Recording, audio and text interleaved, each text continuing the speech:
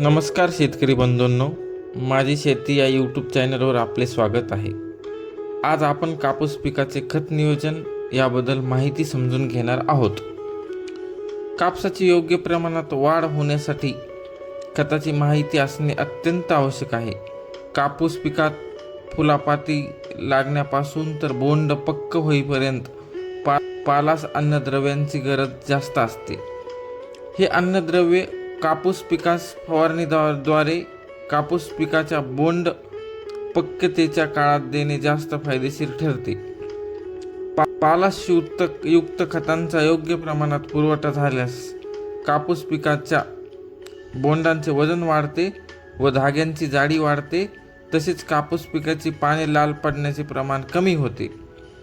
खालील प्रमाणे कोरडवाहू व तसेच बागायती कापूस वाणांस फवारणीतून खते द्यावीत। तर सुरुवातीस शेतांमध्ये अन्नद्रव्यांची कमतरता असेल तर आपण प्रति हेक्टरी zinc sulphate 20 kilo, boron 5 kilo, magnesium sulphate 20 kilo आवश्यकतेनुसार जमिनीतून देऊ शकतो। कापूस लागवडीनंतर 15 ते 20 दिवसानंतर खत 19-19-19 1.5 ते 3 ग्रॅम प्रति लिटर पाण्यामध्ये फवारणी करावी। कापूस फुलोऱ्यामध्ये असताना किंवा 45 ते 65व्या दिवशी 2% युरिया किंवा खत 19-19-19 ची 0.5% प्रमाणे फवारणी करावी किंवा NPK ची 4 ग्रॅम प्रति लिटर पाण्यात मिसळून फवारणी करावी।